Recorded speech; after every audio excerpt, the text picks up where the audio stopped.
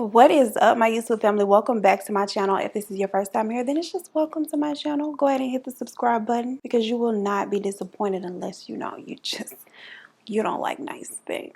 Not everybody has a taste for the fine. That's okay. We don't judge here. You guys, happy Thursday. I hope you guys are having a great week and that you have an even better weekend. You guys, it's Thursday, so today's video was supposed to be a true crime fact or fiction video. But I have not finished the stories for that one, and so we just gonna roll right into another true crime video. People have been asking me when is the next fact or fiction video. You guys really like them. I really like them too. It will be Tuesday, I promise. So today's video is about Jack Unterweger, and this is an extremely interesting case. Let me mention this before I get started. There is some construction going on right outside this door, honey, right outside, and they are beeping. I don't know if you can hear it. I don't know if the mic will pick it up, but just in case it does, I don't think it'll be loud, but yeah, if you can hear it, my bad. So Jack Unterweger was actually born, I want to say this is pronounced Johann, but I could be wrong, but I believe it's Johann, so we're going with Johann Unterweger on August 16th in 1950, making him a Leo. Child, Leos, these your people. And little old Jack was also born in Austria. Now, allegedly, his mother was a little lady of the night who was not really prepared or ready to have any children, nor did she really have any interest in being a mother. But despite all of that, when she becomes pregnant by an American soldier that she had met over in Italy, she just decides, you know what, we're here now, so I'm a mother. And she'd had quite a few run-ins with the law prior to getting pregnant with Jack, and child, pregnancy had not stopped anything that she had going on. She spent some time in jail for fraud while she is pregnant with him, and she is arrested again when he is just 3 years old, resulting in him being sent to live with his grandfather. Now, while his mother did expose him to a lot of things children should not be exposed to, Grandpa is not that good of an influence on him either. He is reportedly a very abusive and angry alcoholic who was living alone in a one-bedroom cabin, struggling to take care of himself, like many of us, let alone a young 3-year-old boy in addition to that. But he really has no other choice at this point. Little Jack needs somewhere to stay. Now, whether he actually needed the help of little Jack or he just did not have a babysitter, I don't know. But once Jack gets a little bit older, he begins soliciting the help of his grandson with stealing animals from nearby farms. Now, Jack is already a very troubled child, and he has been from very early on. Even as a small child, he had a very nasty little attitude, a very short temper, and a sense of entitlement.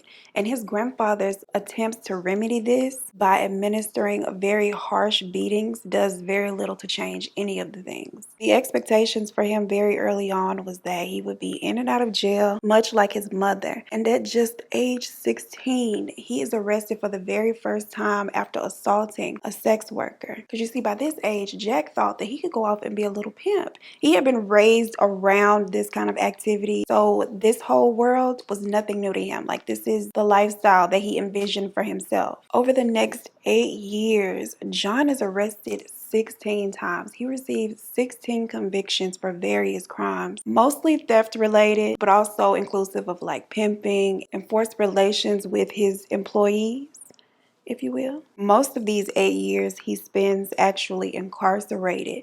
And in 1974, during one of his breaks from jail, 24-year-old Jack commits the most brutal of his crimes to date. He takes the life of 18-year-old Margaret Schaefer by first forcing her to have relations with him and then strangling her with her own bra. Now, it does not take authorities long at all to connect him to the crime or to catch up with him. And when they do, he does not waste any time admitting to being responsible for the crime, believing that he could talk his way out of a whole lot of jail time. He attempts to explain his actions during his trial, claiming that he had seen his mother's face instead of Margaret's as he was carrying out the act. According to his testimony, he in that very moment felt all of the anger and resentment that had been building up inside of him for the woman who had given birth to him and then essentially abandoned him since she had not come back for him after her release. According to him, he blamed her for how horribly his life had gone up to that point. And when he'd seen her face, he just blacked out and expressed all of this rage that he had building up inside of him over the years. Now, Jack is hoping that this will elicit some sort of sympathy, at least enough to land him a lighter sentence. Unfortunately for Jack, though, he is sadly mistaken and handed down a life sentence in prison. And ironically, with this life sentence, his life is just getting started. In prison, he makes his first order of business learning to read and write,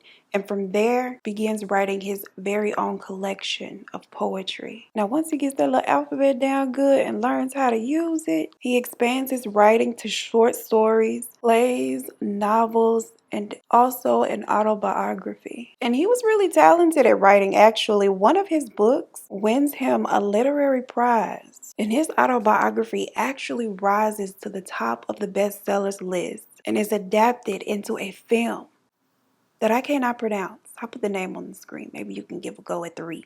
I will not. Not today. He receives a lot of popularity, becoming somewhat of a celebrity, and a lot of people found themselves intrigued by this great writer serving out a life sentence, despite the reason for him being there. Over time, he attracts the attention and garners the support of some of Austria's most elite creators, who then begin to advocate on his behalf, convinced that he is a changed man and his awful past should be left behind and forgotten. They even initiate a campaign for his early release from prison, and it is not long before government officials join the cause and the fight for Jack's freedom. Now, they paint the picture that Jack is the undeniable proof that a person can rise above their circumstances and be changed, rehabilitated, and made new. And it is essential that they make an example out of him by releasing him, and that this will send the message to people that rehabilitation, changing your life around, should be rewarded. Now, one tiny clue that this was not necessarily the best idea in Jack's case, and that sis was actually still a bit troubled, was clear as day, and in the very thing that they were using as an example of his redemption: his treasured writing. Now, just a couple of lines that I'm referring to as an example. When I say that it was kind of obvious in his little bodies of work that he was not changed, in one of his little bodies of work, he writes, quote, "No theme is more poetic than the death of a beautiful woman." Y'all just gonna glaze past that line. All right, I'm back, and I have lashes on because my mic died and I did not realize, and I was still filming.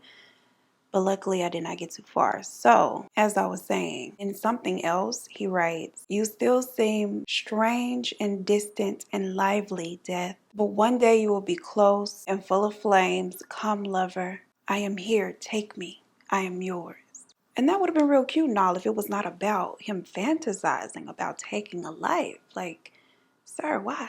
Now, maybe these little red flags went over their heads. I don't know. But there is no way that a man in jail for murder and writing things like this equates to a man that is reformed and changed and needs to be set free. Like, I just don't understand how they came to this conclusion. But luckily for him, my little opinion is not the one that matters, okay? And those whose opinions do matter feel a lot differently than I do. And so, despite all of the foolishness, the campaign for his freedom does in fact work. And after serving 15 years of his life sentence, which is also the minimum required by Austrian law, Jack Unterweger is released. In May 1990, now 40 years old, Jack is now a free man, with the prison governor declaring, quote, "We will never find a prisoner so well prepared for freedom." I beg to differ, Mr. Governor, sir. But who are me? Now, upon his release, his autobiography is actually taught in Austrian schools, and stories that he had written for children are performed on Austrian radio. Now, he himself goes on to host television programs that discuss criminal rehabilitation, and he even works as a reporter on a TV program that reports on stories about violent crimes. At this point, he is nothing short of a celebrity and is making a lot of money, not only on his written bodies of work, but also all of his TV appearances and bookings. Honey, Jack was out here doing hostings and appearances like an Instagram model. And while he is out here doing all of the things, promoting his transformation and his changed ways, he is also hiding the fact that his infatuation and thirst for killing has not left him. And it does not take long for him to give in to these urges and desires and revert back to his old ways. 4 months after his release, a woman is found lifeless and had clearly been strangled with her underwear, eerily similar to what had happened to Margaret Schaefer. Then 7 more women suffered a similar fate in the following months. All of the women have been killed the same way. All of them are ladies of the night, and all of them were discarded in the woods. Every crime scene mirrored the one before it. And of course, people take notice and begin connecting the dots. But Jack seems to have grown so much and so far beyond the violent foolishness of his past that people still questioned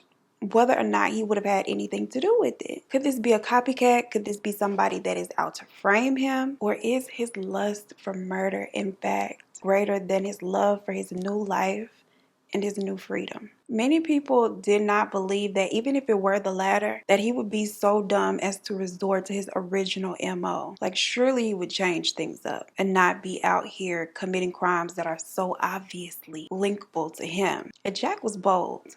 Very bold, because even though he'd entered into the world of journalism and reporting, he treats these cases as if he would any other one, boldly reporting on them and even interviewing the chief of police regarding the details of each of the crimes. He even goes so far as to write newspaper articles about them as well. Certain members of the Austrian media had begun to suspect that Jack had been a naughty boy and is the obvious suspect, but fears backlash from his massive fan base and all of his powerful supporters, so they do not say a thing. And he is actually questioned by the police.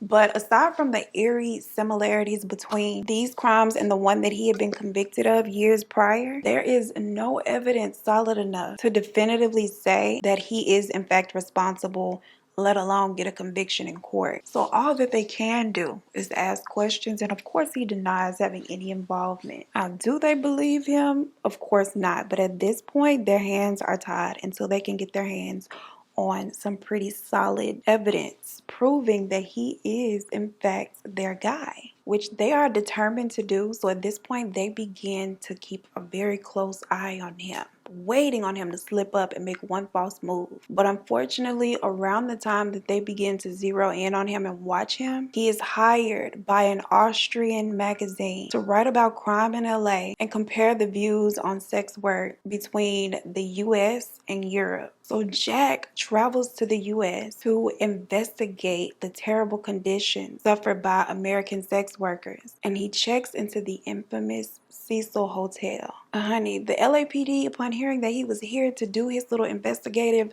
journalism, they were overjoyed to have him. Mind you, he has a lot of notoriety. He's a little piece of celebrity, okay? And so they were excited. They even give him a ride along with a patrol officer when they should have just been hauling him down to jail. He spends 5 weeks in LA, and over these 5 weeks, many of the people who were either working at the Cecil Hotel or were staying there noticed Jack regularly having the ladies of the evening come up to his room. Now, some assume that it was for research purposes, given, what he is there for and what he has come to do, while others speculate that he is indulging in all of the services that these ladies provide. But neither of them are entirely correct. Jack is actually hunting for victims under the guise of journalistic research. And during his 5-week stay, 3 sex workers are killed. The perpetrator's weapon of choice, the women's own bras.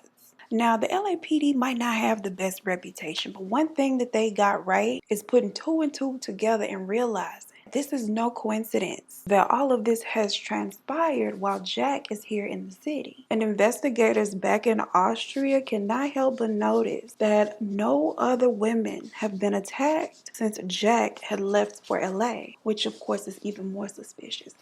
Right. They reach out to the LAPD and find out that there have been 3 murders in LA since Jack has been there, with the exact same MO that they had been seeing over in Austria. Now they put their heads together and begin comparing all of the notes, and finally they feel confident enough to move in on Jack and make an arrest. Unfortunately for them though, whether Jack was tipped off by somebody or his spidey senses had begun to tingle, letting him know that the walls were about to close in on him, I don't know. But somehow, he becomes aware that something is up and he flees the US to Switzerland. From Switzerland, he travels to Paris. He does not stay in Switzerland long, and by the time he reaches Paris, the FBI is looking for him high and low. They decide to use the one thing that they know Jack loves almost as much as he loves to kill: attention. They are able to get in contact with him, pretending to be reporters from Success magazine, offering him $10,000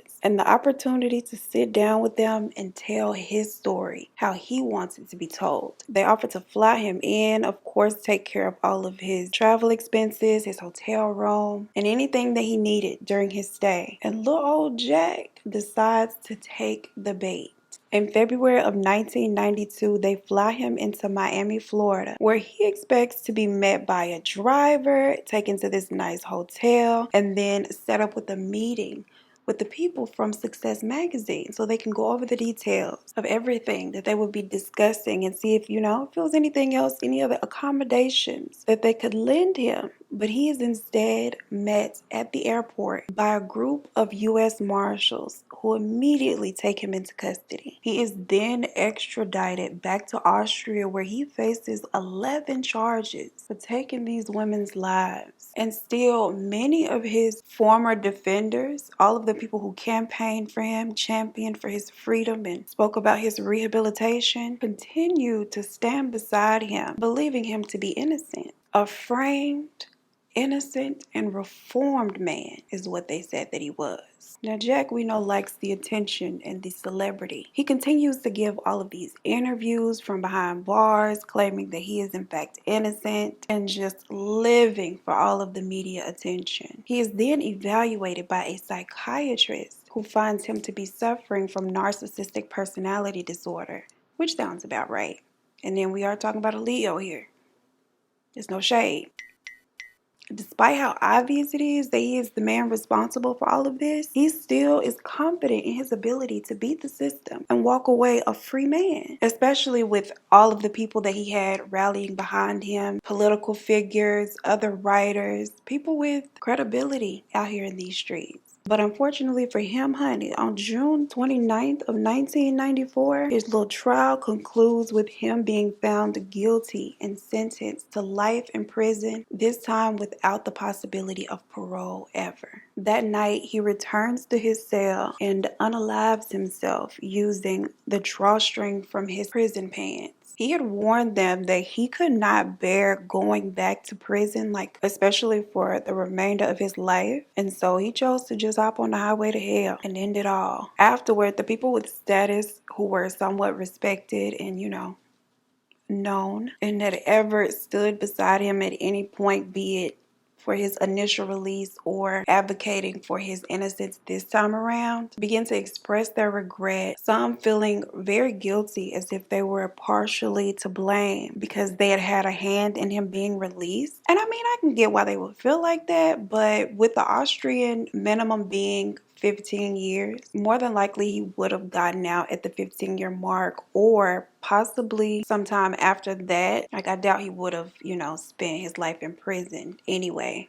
I think it's very likely that he would have eventually gotten out and done the same exact thing. I do think it's a bit ironic, though, that he ultimately suffered the same way his victim suffered. Have you seen the movie Ouija? See that A? That A at the end always throws me off, just like at Bologna. Anyway, Ouija, about the Ouija board. Pretty sure all of y'all have probably seen it. I just saw it the other day, and that scene where the little girl describes in great detail what it feels like to be strangled to death, child, was one of the creepiest things that I've ever heard.